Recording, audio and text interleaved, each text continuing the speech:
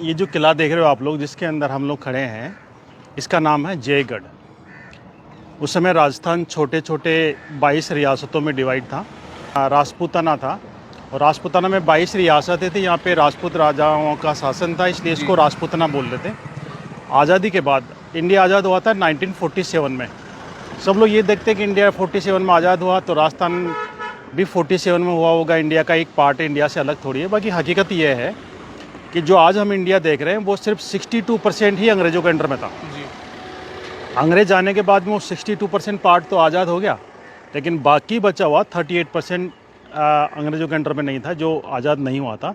वहाँ के लोकल राजा ही रूल कर रहे थे। उसमें मैं उदाहरण दूंगा, एक तो राजपूताना जिसमें 22 रियासतें थी जी। निज़ाम हैदराबाद था, जम्मू कश्मीर था, गोवा था, सिक्किम था। सिक्किम तो 75 में इंडिया मिला है जी। 62 में गोवा मिला है, पुर्तगीज़ के अंडर में था। और राजपूताना यहाँ के लोकल राजाओं के अंडर में। निज़ाम हैदराबाद को प्रेशरली मिलाया गया था। इसके अलावा भी कच्छ है, गुजरात में कच्छ है, भुज है, लखनऊ नवाबी अलग थे। तो सरदार पटेल जो हमारे गृह मंत्री रहे थे, सरदार पटेल का मेन रोल था इस आज को जो हम इंडिया एकीकृत इंडिया देख रहे हैं जी। उसको एक करने में मेन रोल उनका था। कुछ को प्रेशरली मिलाया गया, निज़ाम हैदराबाद को, जैसे जम्मू कश्मीर में धारा 370 थी, वो भी अभी जाके पूरा उसको सोल्यूशन हुआ नहीं, तो उसमें भी दिक्कत थी। राजपूताना के राजाओं को मिलाने में मेन रोल था सरदार वल्लभ भाई पटेल का, जिसने यहाँ के राजाओं से एक ट्रीटी की। सिटी प्लेस में दरबार हाल है, जहाँ पे राजा लोग अभी सिटी प्लेस में रहते हैं, वो पब्लिक के लिए ओपन भी है। वहाँ पे राजस्थान के सारे राजाओं के साथ में एक मीटिंग हुई थी सरदार पटेल के साथ में। मीटिंग के कई दौर चले थे। लास्ट में 2 साल बाद यानी 30 मार्च 1949 को राजस्थान के राजाओं और सरदार वल्लभ भाई पटेल के साथ में एक ट्रीटी हुई थी। एक सम्मानजनक ट्रीटी थी, उसके तहत ये इंडिया में मिलने के लिए राजी हुए थे। चैत्र प्रतिपदा थी, उस दिन में नया साल हिंदू जो कैलेंडर था उसमें नया साल भी था। और अंग्रेजी महीने में 30 मार्च आता। 30 मार्च 1949 का राजस्थान का इंडिया में विलय हुआ है जी। तब इसका नाम राजस्थान रखा गया था, राजाओं का स्थान जी। और उस समय जो रियासतें थी, उस समय सरदार पटेल के साथ में जो ट्रीटी हुई थी, सम्मानजनक ट्रीटी, उसमें एक प्रीपरेशन रूल लागू हुआ था। उसमें यहाँ के राजाओं को जितना वो अपनी पब्लिक से टैक्स लेते थे अपने रियासत में, उतना गवर्नमेंट को एज ए पेंशन देना पड़ता था जी। इनके पास सेना रखने का भी पावर था, इनके पास आर्म्स भी होते थे, इनके पास किले महल सब कुछ रखने की परमिशन थी। लेकिन फिर बाद में धीरे धीरे समय के साथ में कानून में तब्दीली लाते गए और उसमें सीलिंग एक्ट लेके आए, आर्म्स एक्ट लेके आए, और इनके सेना रखने की परमिशन थी वो भी वापस ले ली गई। और धीरे धीरे पूरे तरह से इनको वापस इंडिया में जो इनके रूप पावरलेस करते गए।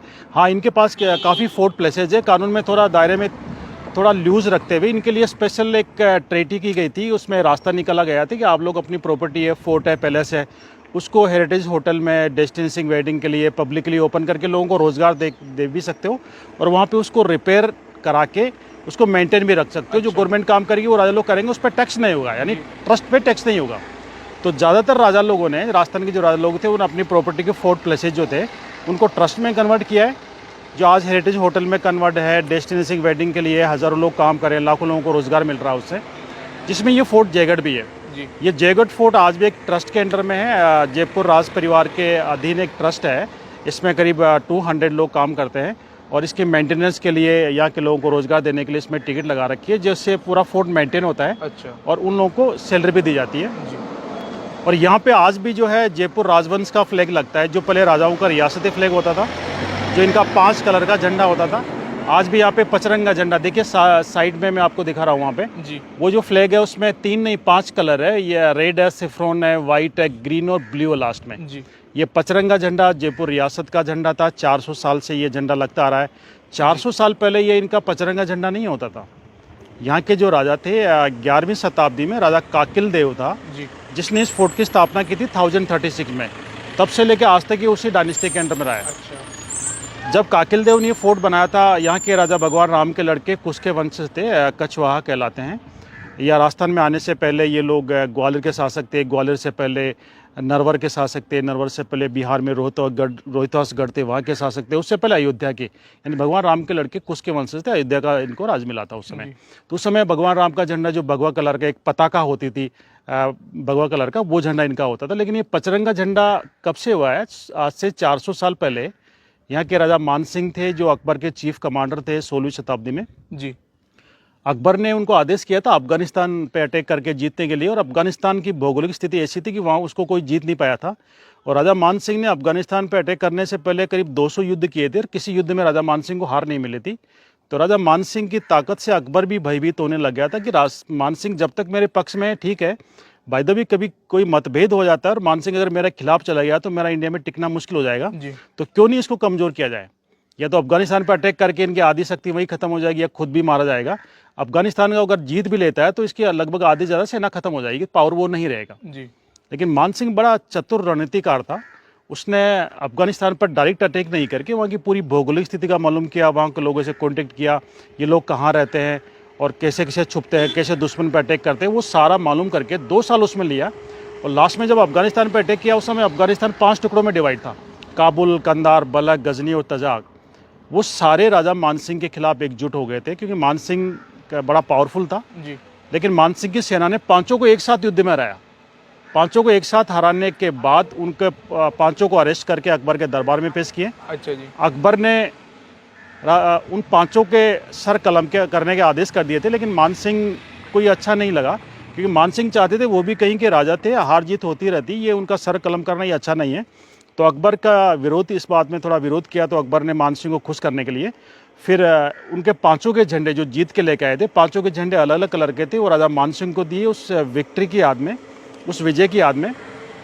और राजा मान सिंह ने उन 5 झंडों को एक जगह करके मिला के उस याद में पचरंगा झंडा रखा है। अच्छा, ये विक्ट्री ऑफ अफगानिस्तान है, ये 400 साल से झंडा लगता है, ये अफगानिस्तान की विजय की याद है। अच्छा, और उसके बाद ही राजा मान सिंह को अकबर ने एक शेर का टाइटल दिया था। राजा मान से पहले दुनिया में किसी का नाम के आगे सिंह नहीं लगता था। अच्छा। इतिहास उठा के देख लिया, भगवान दास, भारमल, ये नाम लगते थे, मल्ल और दास, देव, सिंह नहीं लगता था। अकबर ने अफगानिस्तान जीतने के बाद राजा मान सिंह को एक टाइटल दिया था कि राजा मान तो आदमी के रूप में एक शेर है, सिंह है, जिसे अफगानिस्तान जैसी कंट्री कोई हरा नहीं पाया था, तुमने उसको भी हरा दिया, तो तुम्हारे नाम के आगे आज से सिंह लगेगा, राजा मान सिंह लगेगा, राजा मान नहीं रहेगा। अच्छा। उसके बाद बाकी लोगों ने इसको फॉलो किया है और उसके 100 साल बाद महाराजा गुरु गोविंद सिंह ने सिखों की एक मजबूत, एक स्ट्रॉन्ग सेना बनाई थी और उनके नाम के आगे सिंह स्टार्ट किया था, शेरों का एक ग्रुप बनाया था 100 साल बाद, तब सिख सिंह लगाने लगे।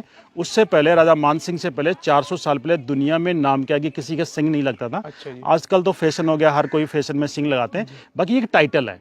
और यहाँ पे एक फ्लैग अभी है जी, देखिए एक फ्लैग है। हाँ जी। एक फ्लैग इस बात का इंडिकेशन है कि ये राजा का फ्लैग है, जयपुर रियासत का, लेकिन राजा जयपुर में नहीं है जी। अगर राजा जयपुर में होते हैं तो यहाँ पे डबल झंडे होते हैं। अच्छा। डबल झंडे यहाँ पे हैं, इसका मतलब किंग अभी इन स्टेशन है। अगर आउट ऑफ स्टेशन होते हैं तो सिंगल फ्लैग होता है। अच्छा। तो अभी सिंगल फ्लैग है, इसका मतलब किंग यहाँ पे नहीं है। और अभी जो किंग है वो मात्र 25 ईयर के हैं, सिटी प्लेस में रहते हैं। महाराजा भवानी सिंह जो 40 नंबर के राजा थे, इंडियन पाकिस्तान वॉर में 1971 में भी शामिल थे, उनको महावीर चक्र भी मिला है, अंगेज पाकिस्तान। उनके लड़का नहीं था, उनके एक ही लड़की है दिया कुमारी, जो अभी सांसद है बीजेपी से राजसमंद से। राजा ने अपनी बेटी, सांसद बेटी से एक लड़का अडॉप्ट किया था। इनका रूल है कि राजा के बाद एक मेल ही राजा बनता है, तो राजा के एक सिर्फ बेटी थी, वो फीमेल है। तो राजा ने अपनी बेटी के सन को अडॉप्ट किया था और उनको अपना वारिस बनाया था। वो राजा की बेटी का बेटा अभी जयपुर के 41 नंबर का उनके डायनेस्टी है और उनकी उम्र 25 साल है और इंडियन हॉर्स पोलो टीम के कैप्टन भी, पोलो खेलते हैं, इंडियन पोलो टीम के बहुत अच्छे खिलाड़ी भी है जी।